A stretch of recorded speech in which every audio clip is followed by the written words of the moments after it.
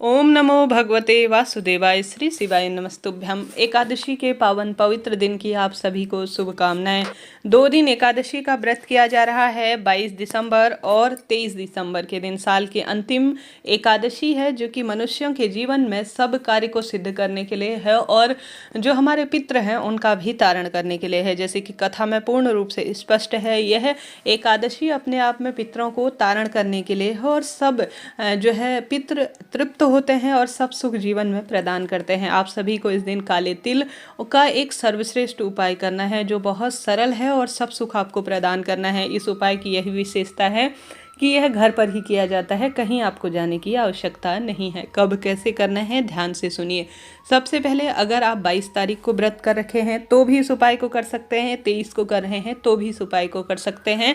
आप सभी जानते होंगे एकादशी का दिन श्रीहरि विष्णु को समर्पित है और श्रीहरि विष्णु जिस घर में रहते हैं उस घर में माँ लक्ष्मी स्वतः ही आती हैं और वास करती हैं खुशियों के भंडार भरने के लिए। और काले तिल पितरों को भी समर्पित हैं। तो सबसे पहले आप सभी को ब्रह्म मुहूर्त में या रात्रि तक कभी भी जो है 2 आटे के दीपक बनाने हैं। संभव हो तो आटे के दीपक बनाए, नहीं तो आप माटी के भी साफ स्वच्छ दीपक ले सकते हैं। पहले से उस दीपक में बाल्टी इत्यादि ना पड़ी हो, माटी का है तो ध्यान रखिएगा, तेल भी ना पड़ा हो। आप सभी को उस दीपक के अंदर घी भर लेना है, ठीक है। घी भरना है, इस बात का ध्यान रखें। आप सभी शुद्ध गौमाता का घी है तो अति श्रेष्ठ है, नहीं तो तिल्ली का तेल भी आप सभी प्रयोग में ले सकते हैं। बहुत शुभ रहेगा यह कार्य करना। आप सभी को इन दोनों दीपकों में, एक में लंबी बाती का प्रयोग करना है और एक बाती में गोल बाती का, अर्थात दीपक में एक गोल बाती लगानी है, एक लंबी बाती का, ठीक है। आप सभी इन कार्यों को करते हुए ओम नमो भगवते वासुदेवाय इस महामंत्र का जाप जरूर से कीजिएगा, क्योंकि यह अपने आप में सबसे सरल मंत्र और चलते फिरते किया जाने वाला अपने आप में विशेष मंत्र कहा गया है। तो विशेष तिथि में आप सभी माँ लक्ष्मी का ध्यान करें, स्मरण करें, पितृ देवताओं का ध्यान करें और सबसे पहले आप सभी को आवश्यक रूप से इन दोनों दीपकों में एक एक जो है इलायची डालनी है। इलायची के साथ साथ आप सभी को एक चुटकी हल्दी भी डालनी है। सबसे पहले जो लंबी बाती का आपको प्रयोग करना है वह अपने घर के मंदिर में श्री हरि विष्णु के निमित्त और माँ लक्ष्मी का ध्यान करते हुए जो है प्रज्वलित करना चाहिए। ऐसी मान्यता है, इससे जीवन में किसी तरह की कोई कमी नहीं होती। रोग दोष संकट पूर्ण रूप से इलायची के प्रयोग में अगर जो धन लक्ष्मी को आकर्षित करने का जो कार्य होता है, श्री हरि विष्णु को प्रसन्न करने का जो कार्य होता है, वह वस्तु सबसे जो अधिक प्रिय कही गई है, चुंबक की तरह प्रयोग होती है, वह है हल्दी और इलायची, जो कि माँ लक्ष्मी के कार्य में सर्वश्रेष्ठ मानी गई है। तो आप सभी को सबसे पहले लंबी बत्ती का दीपक अपने घर के मंदिर में प्रभु स्मरण करते हुए, ध्यान करते हुए, भले ही आप एकादशी का व्रत नहीं करते हैं तो भी आप सभी को प्रज्वलित करना है। दूसरा, आप सभी को ब्रह्म मुहूर्त में या रात्रि तक कभी भी अपनी जो माँ तुलसी विराजमान है, कभी भी तुलसी में एकादशी तिथि शुरू होने से जल नहीं समर्पित किया जाता, इस बात का ध्यान रखें। तुलसी माँ भी श्री हरि विष्णु के लिए व्रत करती हैं, आप सभी जानते होंगे। तुलसी माँ के पत्ते भी नहीं तोड़े जाते।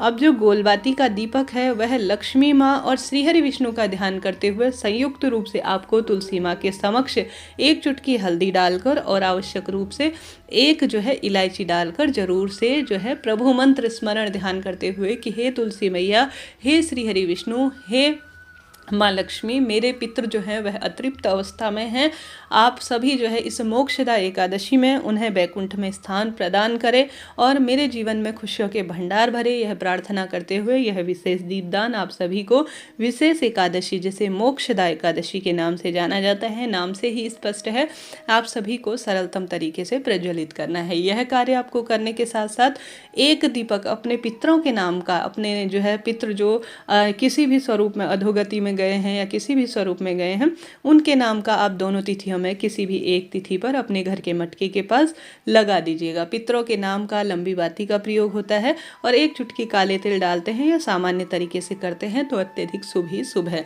तो आप सभी को प्रयत्न करना है इन 3 दीपकों का तो कम से कम दान करना ही है। इसके अलावा आप महादेव के मंदिर में दीप दान करते हैं एकादशी के दिन तो आपके जीवन में निश्चित ही खुशियों के भंडार भरते हुए आपको दिखने आरंभ हो जाएंगे। यह हो गया सरल सा प्रथम उपाय, जो दोनों तिथियों में किसी एक दिन आप करेंगे तो भाग्य प्रबल होगा और दुख दरिद्रता का नाश होगा।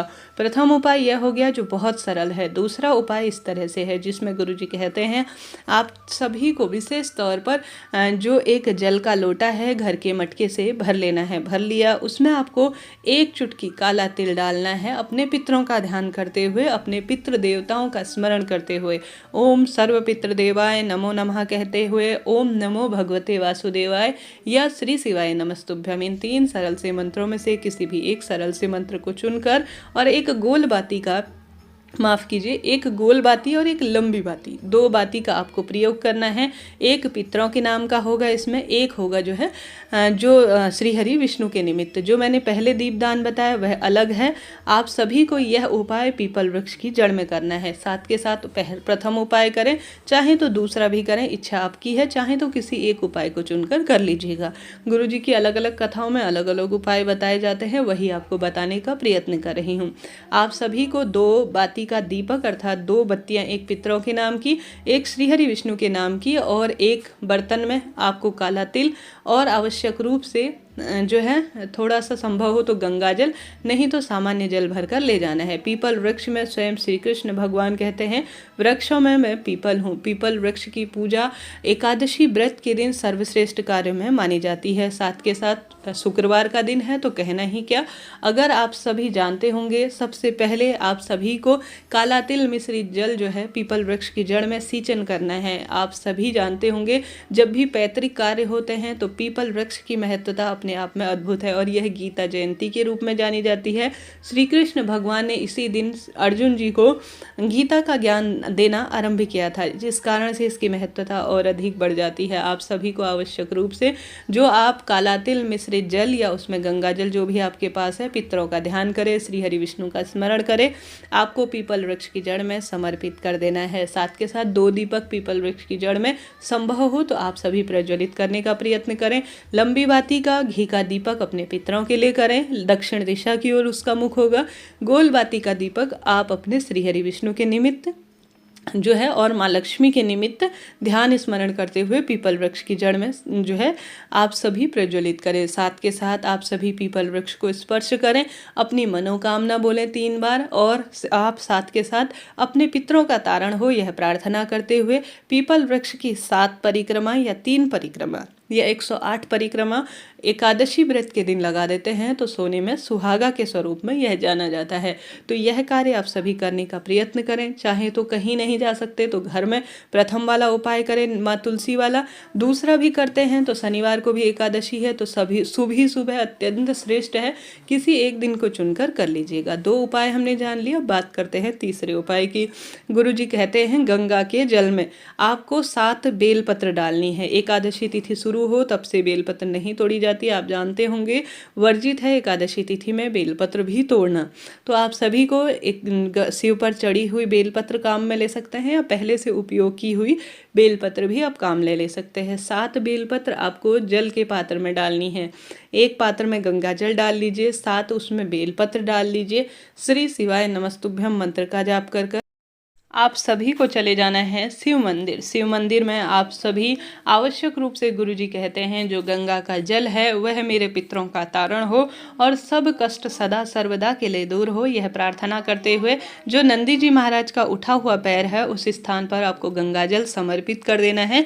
बची हुई 7 बेलपत्र आपको शिव पर समर्पित कर देना है। साथ के साथ गोलबाती का घी का दीपक लगाएं, झोली पसारे, हे नंदीश्वर महादेव, हे मेरे प्रभु, आप ही मेरे इष्ट हैं, करता धरता हैं। आज एकादशी के विशेष तिथि पर गंगाजल और बेलपत्र का उपाय किया है, इसे सिद्ध करें। ऐसी प्रार्थना करते हुए आप सभी सरल सा कार्य करें, भाग्य प्रबल होगा, दुख दरिद्रता का नाश होगा, कष्ट संकट सदा सर्वदा के लिए हरण होंगे। इस तरह से बिना व्रत के भी आप इन उपायों को, खास तौर पर जो सुंदर तिल का उपाय और दीपक का उपाय बताया है वह करने का प्रयत्न करें, फिर देखिए कैसे भाग्य प्रबल होता है। जय श्री हरि विष्णु, हर हर महादेव।